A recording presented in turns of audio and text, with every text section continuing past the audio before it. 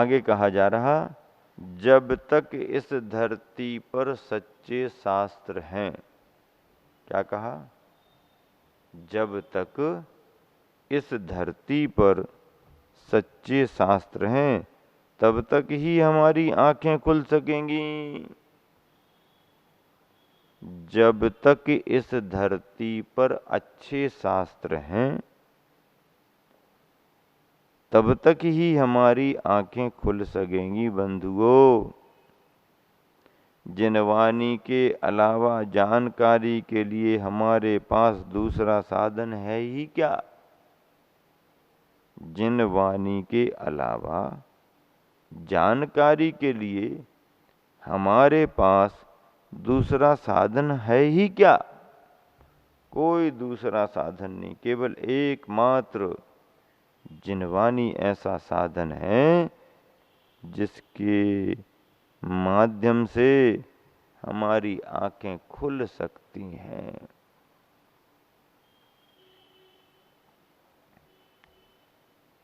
अंतिम वाक्य है उपशीर्षक का, आचार्य प्रणीत आगम ग्रंथों को पढ़कर अपने जीवन को उन्हीं के अनुरूप ढालने का प्रयास करना चाहिए। आचार्य प्रणीत आगम ग्रंथों को पढ़कर अपने जीवन को उन्हीं के अनुरूप ढालने का प्रयास करना चाहिए। यही स्वाध्याय का देव शास्त्र गुरु की उपासना का फल है। देव शास्त्र गुरु की उपासना का फल क्या है? स्वाध्याय का फल क्या है? स्वाध्याय का फल कहें या देव शास्त्र गुरु की आराधना का फल कहें, फल यही है कि आचार्य प्रणीत आगम ग्रंथों को पढ़कर अपने जीवन को उसी के अनुरूप ढालने का प्रयास करना चाहिए। यही स्वाध्याय का देव शास्त्र और गुरु की उपासना का फल है। यदि यह नहीं है तो समझ लो वह सांसारिक उपलब्धि के लिए ही कारण बनेगा। यदि यह नहीं है तो समझ लो वह सांसारिक उपलब्धि के लिए ही कारण बनेगा। अब इसी क्रम में स्वाध्याय और शिक्षा, स्वाध्याय आवलिक शिक्षा लिखा हुआ है उपशीर्षक में। तो क्या क्या कहा गया देखो। स्वाध्याय का अर्थ मात्र लिखना पढ़ना ही नहीं है। क्या कहा जा रहा?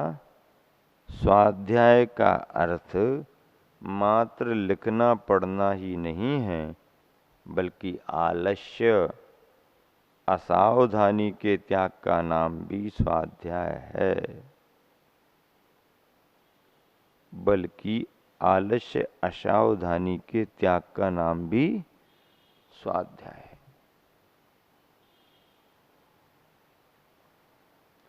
लिखने पढ़ने से स्वाध्याय पूरा हो गया इतना ही नहीं है। किसी ने सुबह से कुछ भी नहीं लिखा, किसी ने सुबह से ग्रंथ उठा करके कुछ भी नहीं पढ़ा, तो फिर उनका स्वाध्याय चल रहा कि नहीं चल रहा? चल रहा है। यदि उस अवस्था में भी उसके महत्व को कोई समझता है तो समझ लो उसका स्वाध्याय चल रहा है।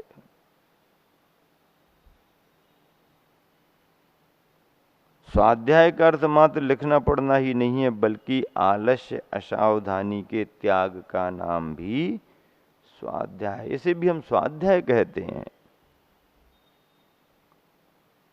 आलस्याभाव स्वाध्याय, आलस्य का अभाव ही स्वाध्याय है। अगली बात, जिस व्यक्ति का उपयोग चर्चा और चर्या में हमेशा जागरूक रहता है, क्या बराबर आ रहा कि नहीं आ रहा? एकदम बिल्कुल। ख्याल से सुन रहे कि नहीं सुन रहे? सभी को ख्याल से सुनना है। सागर बूंद समाये के मोती मिल रहे हैं, मोती, चॉकलेट है चॉकलेट।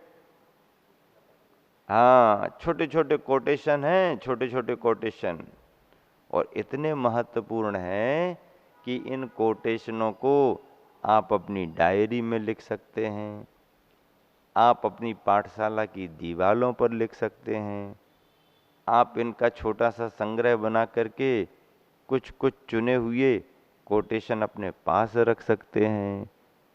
ये तो हमेशा आवश्यक है। कहीं भी चर्चा करो, विचार करो, तुरंत याद आना चाहिए कि हाँ, गुरुदेव ने ऐसा भी कहा, आचार्य ने ऐसा भी कहा। तो आचार्य क्या कह रहे हैं? स्वाध्याय क्या है? जिस व्यक्ति का उपयोग चर्चा और चर्या में हमेशा जागरूक रहता है, उसका सही स्वाध्याय माना जाता है।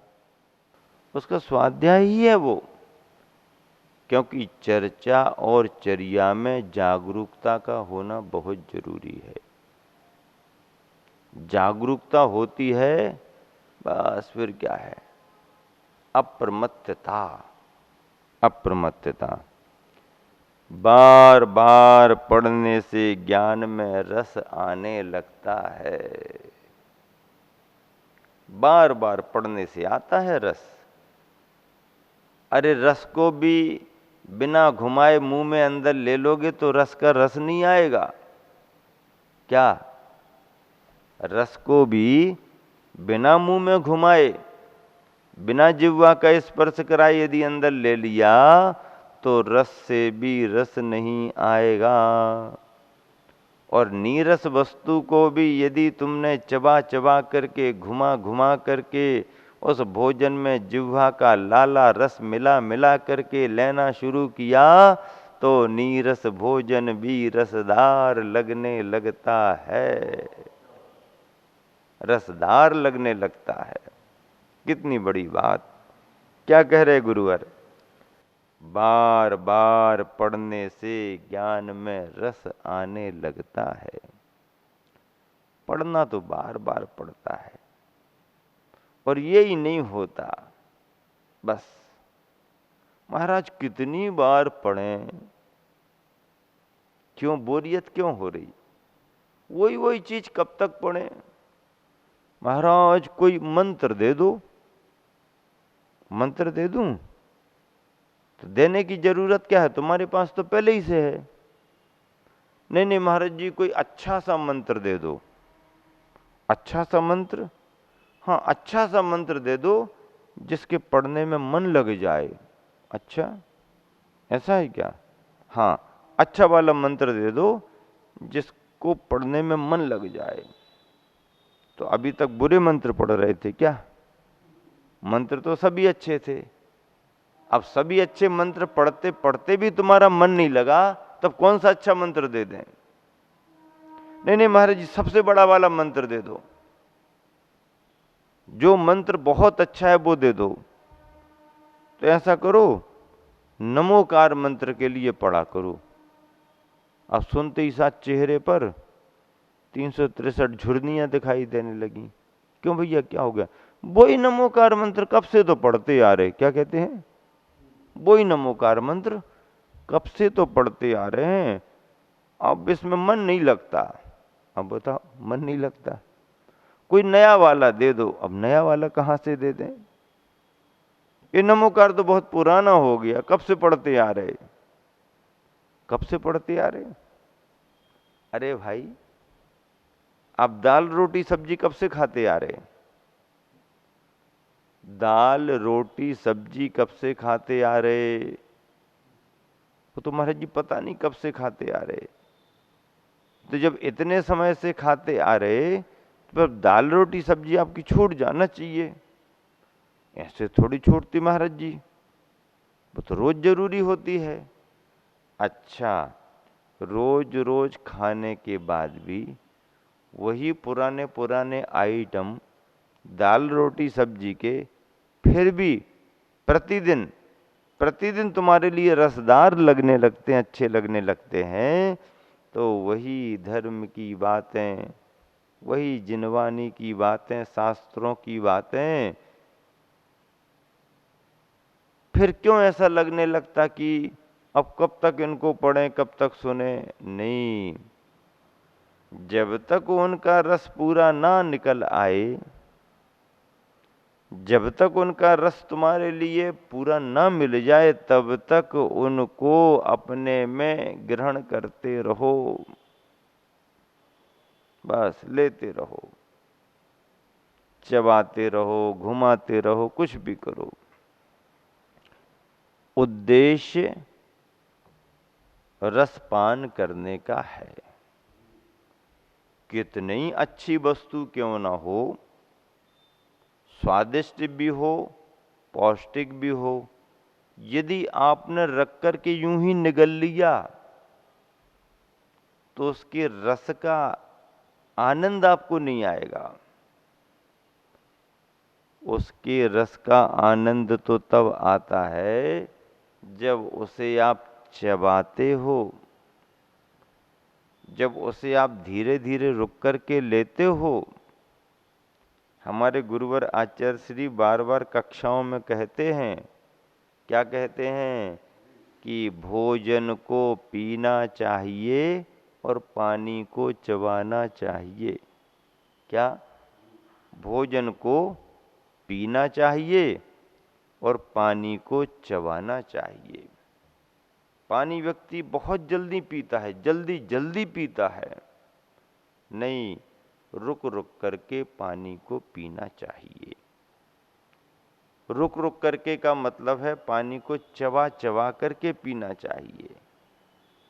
चबा चबा करके पीने का मतलब है कि रुक रुक करके पानी को पीना चाहिए।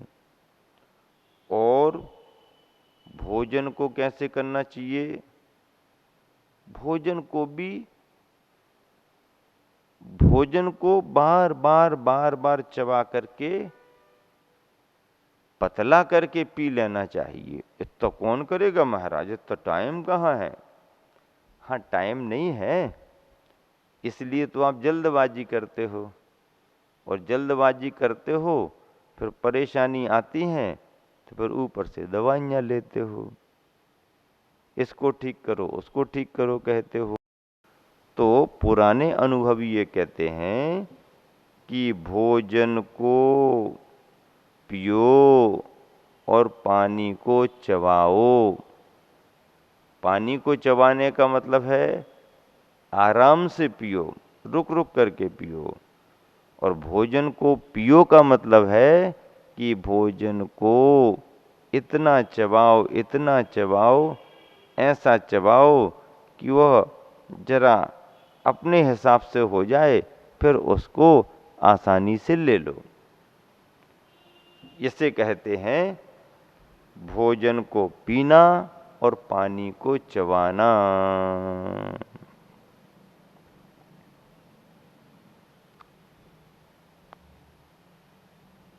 यहां पर और कहा जा रहा है, यह